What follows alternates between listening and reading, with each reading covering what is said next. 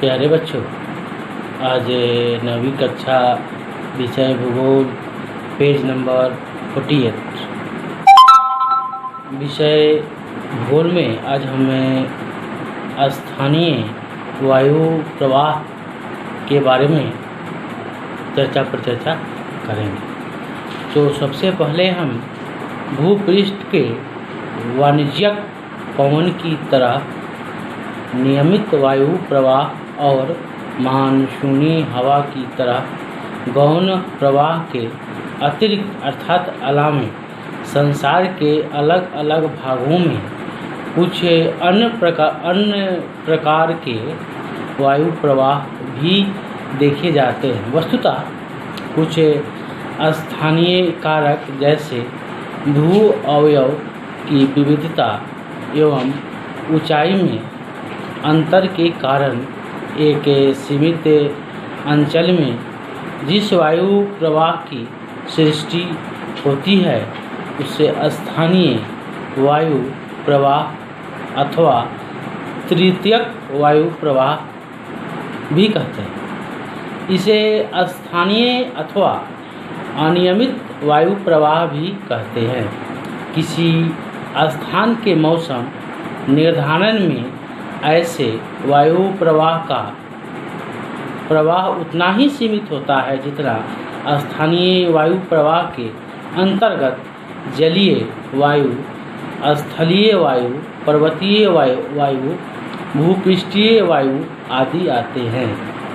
यानी स्थानीय वायु कह लीजिए, जलीय वायु कहिए, स्थलीय वायु कहो, पर्वतीय वायु कहो या भूपृष्ठीय वायु कहे, उसी प्रकार से ही एक तृतीयक वायु प्रवाह भी है।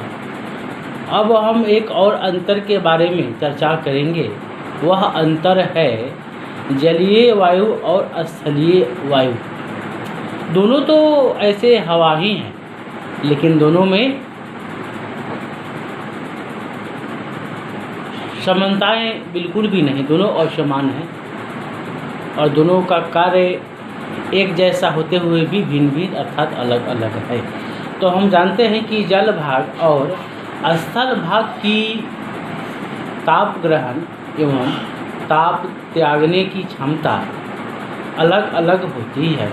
ध्यान देने वाली बात यह है कि स्थल भाग दिन में बहुत कम समय में ताप का अवशेषण करके गर्म हो जाता है। ठीक उसी तरह रात में बहुत कम समय में ताप को त्याग कर ठंडा भी हो जाता है। लेकिन जहाँ तक जलीय अथवा समुद्री भाग की बात है तो यह प्रक्रिया स्थल भाग से ठीक उल्टा होता है, अर्थात विपरीत। जल भाग दिन में बहुत देर से ताप का अवशेषण करके गर्म होता है और उसी तरह रात में भी बहुत देर से ताप का त्याग करके ठंडा होता है। अतः जल भाग और स्थल भाग के बीच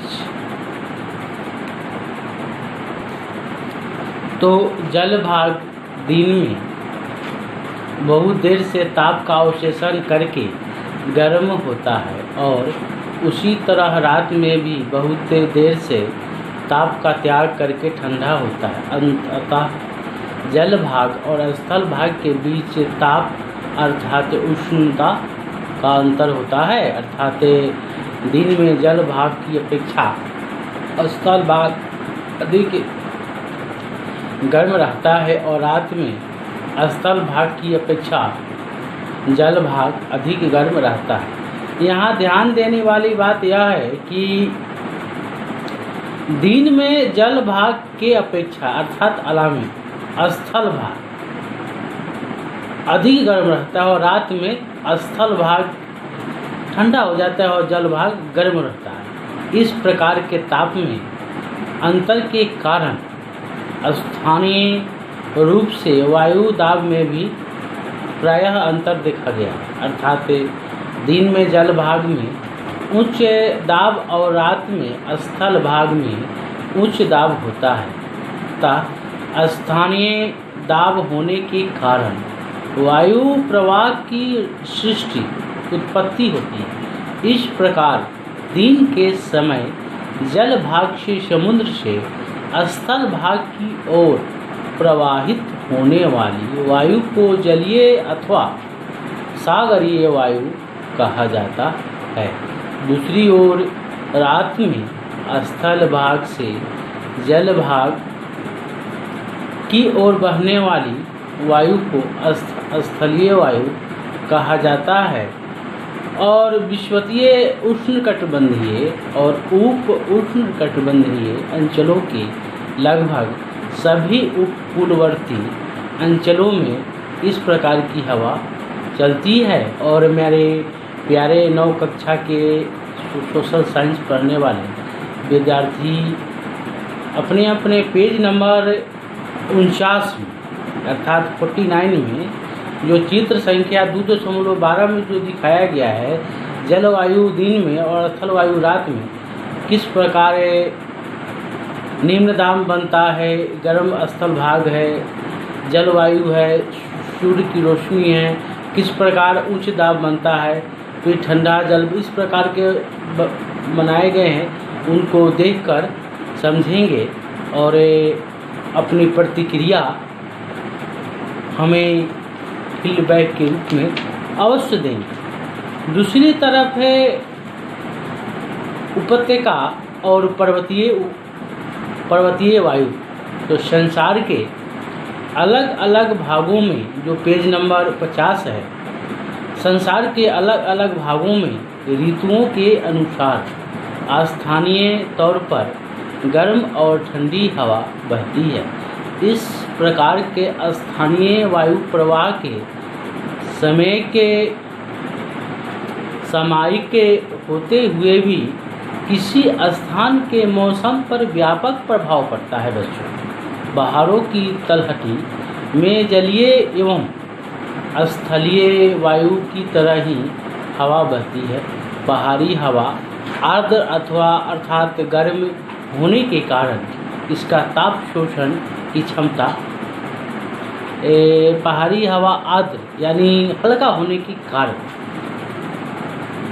इसकी ताप शोषण की क्षमता कम होती है। दूसरी ओर मैदानी भागों में अधिक घनत्व वाली हवा जल्दी ही गर्म हो जाती है, इसलिए मैदानी भागों में गर्मी अधिक बढ़ जाती है और हवा गर्म होकर ऊपर उठती है तथा पहाड़ों की ढाल से होकर अर्धमुखी होकर बहने लगती है।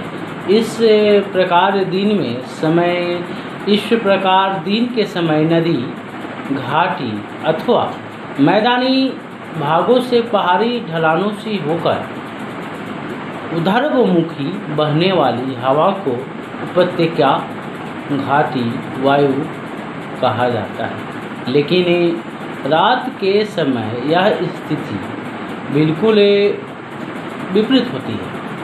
रात में पहाड़ों के शिखरों की वायु मैदानी भागों की वायु की तुलना में ठंडी और भारी होती है, इसलिए ऐसी हवा पहाड़ी ढलानों से नीचे आकर मैदानी भागों में बहने लगती है। इसे पर्वतीय वायु भी कहा जाता है और इस कारण दिन में विभिन्न पहाड़ों की तलहटियों में सुबह शाम कोहरे का बनना संभव नहीं होता, इसलिए कि हवा भी काफ़ी तेज़ बहती है। और इसकी जो शेष अंश है अर्थात स्थानीय हवाएं, वो आपको हम अगले भाग में अर्थात अगले एपिसोड में हम अपने 9वीं क्लास के भूगोल विषय के पढ़ने वाले विद्यार्थियों के साथ जुड़ेंगे। तब तक के लिए आप इसमें से इसको सुनिए, इस वीडियो को सुनिएगा और इसमें से में जितने भी प्रश्न होंगे प्रश्न के उत्तर लिखकर हमें सूचित करें और मैं फिर आपका आगे का मार्गदर्शन करने का प्रयास करूंगा। धन्यवाद। शुभ संध्या बच्चों। हो गया। ए